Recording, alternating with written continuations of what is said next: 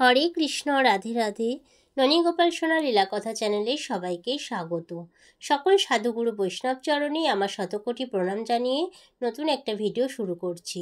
প্রিয় দর্শক বন্ধুরা, আশা করি ভগবানের কৃপায় আপনারা সবাই সুস্থ আছেন, ভালো আছেন। চলুন তাহলে আজকে মূল পর্বে ফেরা যাক। আজকের পর্বে আমরা জানব ভগবান শ্রীকৃষ্ণ অর্জুনের সঙ্গে শেষ কী লীলা করেছিলেন।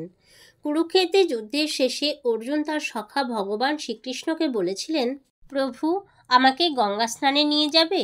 আমি এত আত্মীয় স্বজনদের মারলাম, এত পাপ করলাম, শুনেছি গঙ্গা স্নানে পাপমুক্ত হয়। তখন ভগবান শ্রীকৃষ্ণ বলেছিলেন, আমি তোমার রথের সারথি, তুমি আমায় যেখানে নিয়ে যেতে বলবে আমি সেখানেই নিয়ে যাব। গঙ্গা তীরে এসে ভগবান শ্রীকৃষ্ণ বললেন, সখা, তুমি রথের ওপরেই বসো, আমি এক্ষুনি আসছি।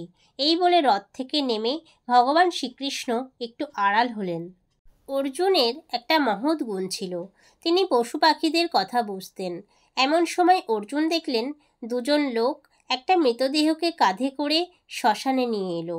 তারা মরাটিকে মাটিতে রেখে একটা চিতা সাজাচ্ছিল। এমন সময় একজন অপরজনকে বলে, আগুন তো আনিনি, কি করব? কিন্তু তারা একা ভয়ে মরার কাছে কেউ থাকতে চাইল না, তাই তারা দুজনেই আগুন আনতে বাড়ি চলে গেল। অর্জুন একটু দূর থেকে রথের ওপর বসে বসে সব লক্ষ্য করতে লাগলেন। এমন সময় একটা জীর্ণ রোগা শেয়াল মরার কাছে এসে মরার কান দুটোকে শুকছে আর মাথা নাড়াচ্ছে, আবার মরার মুখ শুকছে আর মাথা নাড়াচ্ছে, এরপর মরার হাত দুটোকে পা দুটোকে শুকছে আর একইভাবে মাথা নাড়াচ্ছে। শেষে মরাটিকে ফেলে রেখে শেয়ালটি চলে যাচ্ছে। এটা দেখে অন্য একটা মোটা শেয়াল বলল, কী রে, মরাটাকে না খেয়ে চলে যাচ্ছিস যে? তখন জীর্ণ রোগা শেয়ালটি বলল, খেতে হয় তুই খা, আমি অখাদ্য কুখাদ্য খাবার খাই না।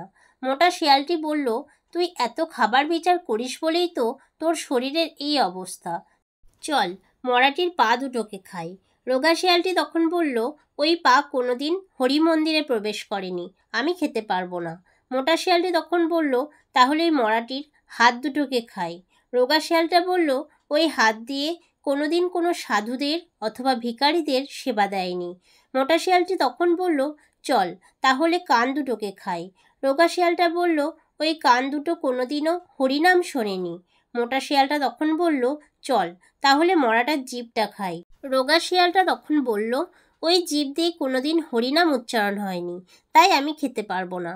মোটা শিয়ালটা তখন বলল, মরাটার কিছুই যখন খাবি না, চল তাহলে রথের ওপর যে মানুষটা বসে আছে তাকে গিয়ে খাই। রোগা শিয়ালটা তখন বলল, ও তো আরও মূর্খরে, যার চরণ থেকে গঙ্গার উৎপত্তি হয়েছে তাকেই কিনা বলে গঙ্গা স্নানে নিয়ে যেতে, ওই মূর্খটাকে কি করে খাওয়া যায়?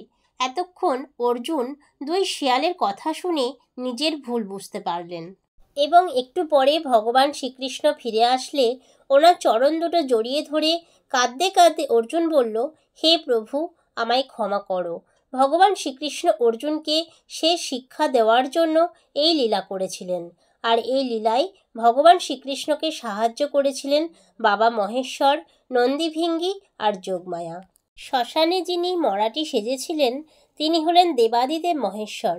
মরাটিকে যারা নিয়ে এসেছিলেন তারা ছিলেন নন্দী আর ভিঙ্গি, আর শেয়াল দুটো ছিল যোগমায়া।